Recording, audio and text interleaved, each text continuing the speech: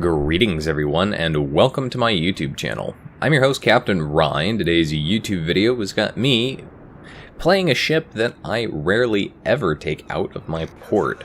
But since I was having such a horrible week, I decided, what the hell, what damage could it possibly do?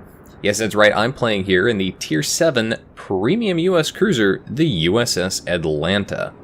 Now this is a ship that people either have a love or a hate relationship with, and there are a couple of reasons for that.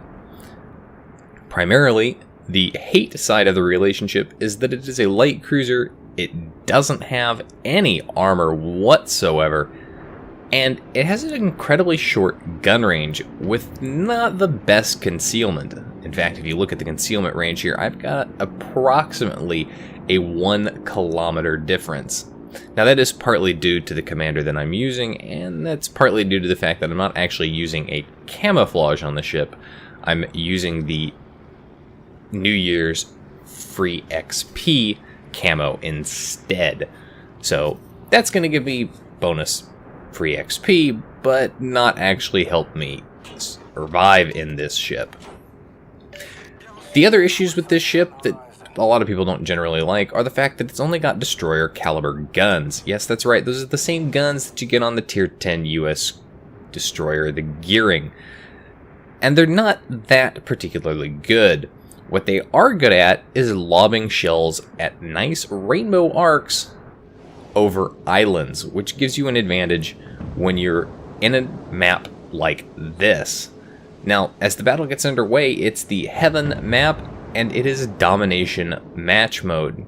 Initially, I start out, I'm thinking I'm going to go over to the sea cap point, and then I decide, no, screw that. Most of the enemy team seems to be focusing that way as well. So instead, I'm going to go ahead and I'm going to head off over to the B cap point with the other Atlanta on my team and a destroyer whose smokescreen I would be happy to borrow. This ship was one of the first premium ships in the game, and at Tier 7 made it a respectable ship for a lot of people to choose for their first premiums. Now, the ship has gone through some nerfs and some buffs. The nerfs mainly came from the stealth firing changes as well as the range changes to the 127mm guns overall. So the ship itself, even though it's a premium, has been nerfed, but those were global nerfs as opposed to the ship nerf itself. But it is a ship that you just don't see a lot of. Now, one of the things that they did do was they buffed it with some radar, giving it the ability to spot enemy ships, and at lower tier battles, that's really kind of an important thing. Now, I did manage to torpedo beat some very, very close torpedoes. This ship, again, not a lot of armor, really can't take a torpedo on the nose like some other ships can. My team has taken the lead here as we've managed to secure not only a first blood, but the first 2 kills in the game, finishing off a cruiser and a destroyer, giving us at least a destroyer neutral game. Now as I push up here into the B cap point, I am pushing aggressively. The enemy carrier is sending his aircraft over here. Friendly carrier is doing a very good job keeping his fighter protection over the B cap point. And if he combines the fighter protection he's got up there with my anti-aircraft, he can cause some significant problems for that carrier. Switch over to armor piercing here as I've got an enemy cruiser that's basically broadside. He's very close. A lot of people forget that the armor piercing on these ships can penetrate cruisers at close range, especially light cruisers. And I managed to finish off that cruiser who was desperately trying to get back around the island. Pop my defensive fire ability to try and take out some of those enemy dive bombers coming in there and enemy torpedo bombers. Unfortunately for me, the carrier, being no fool and with friendly carrier fighter cover, decided to pull his aircraft back. So I didn't get to shoot down a lot of planes there. Now, as I'm coming up here and I'm pushing towards the A cap point, I have this battleship up here, and that battleship could royally wreck me if I'm not careful here. So I'm turning hard the other way, and you'll notice here that he's not able to get shots onto me. His friendly teammates down on the other side there do have clear shots at me, but he does not. and that's because I'm using this island as effective rock armor. I can lob shots over the island, he can't. So as I push back here behind the island, I'm now no longer in a position where I can be targeted by enemy ships and be shot at. And this is a very good thing if you find yourself in Atlanta. Use those islands as effective cover. My team, still up with the ship's lead, has only lost 2 ships, but the enemy team has lost both of their destroyers. So that's going to give our cruisers and our battleships, especially our battleships, a little bit more advantage. As I push around the corner of the island, I spot the enemy carrier, and that's going to be bad for him. As you can see there, he's just starting to motor hard the other way. Get a full salvo off at him and do hit him for a reasonable amount of damage, but I decide that I'm going to go ahead and I'm going to focus down this battleship. The battleship is a bigger threat to me than the carrier because I can shoot down the carrier's planes, and the Atlanta is a fairly maneuverable ship, basically just being a large destroyer, so it can effectively dodge incoming torpedoes and dive bombers pretty well. And speaking of incoming torpedo and dive bombers, here come those exact aircraft. So I pop my defensive fire, start wrecking those planes, and none of those planes are going to make it back to the carrier. So that carrier really does need to learn that he should probably not send planes towards an Atlanta, even when he's up at tier 8. Pop my radar so I can see him from behind the island, because I know my shots will clear the island and hit him. Start getting those shots out there, and as you can see, I'm using the high explosive. At this kind of range, armor piercing is not going to do much in the way of damage, but the high explosive could set him on fire.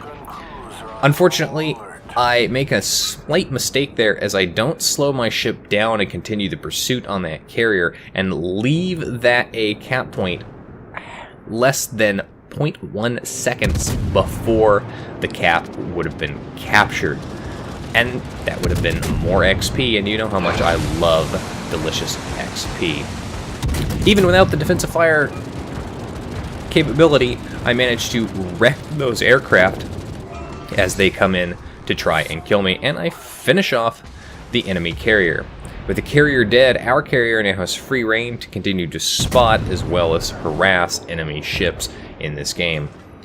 Friendly cruiser up there pushing towards the sea cap point. The sea cap point is the only cap that has not been captured yet by my team, and the enemy team is not capturing it either.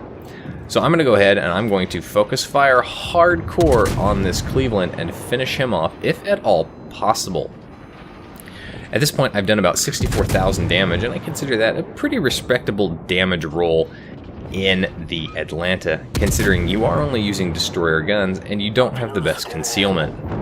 But I've still got most of my health left as I push into the sea cap point.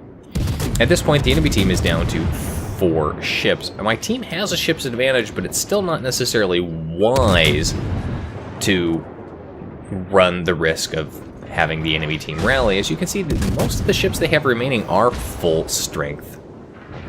Now I'm pushing up here. The Atlanta does have torpedoes, something you got to remember, but they are short-range torpedoes. They only have a 4-kilometer range here. So if you find yourself with an Atlanta closing like this, watch out, because he's probably closing in for a suicide torpedo run. They are kind of a last-ditch weapon. I'm trying to get turned around here as I'm pushing up here. The enemy battleship and the enemy Cleveland are both shooting at me. I switch over to armor piercing. Torpedoes do manage to connect with that battleship, and now I'd like to get my torpedoes off on the other side, at least on one of those. But as I'm turning here, I'm basically turning broadside. That Cleveland's going to wreck me, and that's exactly what ends up happening. I get wrecked by that before I can get my torpedoes away. Really disappointed that I wasn't able to do that, but I did do over 100,000 damage and effectively managed to set that battleship on fire, or with the flooding, before he got taken out. So no more kills for me, but I did do 3 kills and 102,000 damage in that game. And the enemy team, thanks to my efforts pushing up there, was able to concentrate the last 2 ships there in the sea cap point down effectively. So now there are only 2 ships left. There's a Belfast that's full strength, and there's a New Mexico that's full strength. And the New Mexico is pretty much not going to be a factor in this game, but the Belfast could be. Now we have friendly New Mexico pushing up here. He has no camo and no flags on, well, almost no flags on his ship. He's focusing down the New Mexico, but he's not being a fool here. He knows that there's a Belfast up here, and we know that the Belfast has a smokescreen. We know it's got radar. We know it's got high explosive, but it doesn't have torpedoes. So he's going to go ahead and take advantage of the fact that that ship doesn't have torpedoes, and he's going to start closing in here. You'll notice the direction that all of his guns were pointing, and he's turned the ship so that he can keep all of those guns pointed the same direction, rather than turn the guns. Now, he's going to go ahead and get his guns lined up, shots out, and look at that. He just wrecks that Belfast, allowing his team to drop him low enough for his secondary gunners on the New Mexico to score close quarters. Yes, that's right. A New Mexico just scored a close quarters. That's an excellent play by the New Mexico player there. Kept his ship lined up with the guns, turned the ship, not the guns, and then just waited, got that perfect shot right into the bow, and effectively triple citadeled that Belfast. No way that he was going to survive that engagement. And that New Mexico in the distance there, he's full health, and pretty much looking at the scores now, because we have 3 of the 4 caps with all of the points. We're going to win on points before he dies. 102,000 damage as mentioned, 3 kills in the game, 2 torpedo hits, 13 planes shot down, partly because the carrier didn't want to keep risking his aircraft until it was absolutely necessary. 550,000 credits earned in that game. Surprisingly enough, though, no devastating strength, no Confederate, no high calibers, no Krakens, no awards whatsoever, and only 1 base capture assist. It could have been 2 if I had been paying a little more attention, but still top of the team for XP earned there. Anyway, that's it for today's video, folks. If you like the video, hit that like button, hit the subscribe button, and leave a comment down below. If you'd like to get semi-regular news, channel updates, and my live streaming schedule, you can do so by liking and following me on Facebook. If you'd like to help support me in the channel, as well as gain some early access to some replay files and some other additional perks, you can do so by becoming my supporter on Patreon. If you've got a replay like this one that you'd like to see featured on my channel, you can send it to my email. And as mentioned before, if you'd like to watch me play World of Warships, among other games, live, you can follow me on Twitch. You can find the links for all of those in the video description down below. And as always, I'll see you next time. This is Captain Rye, signing off.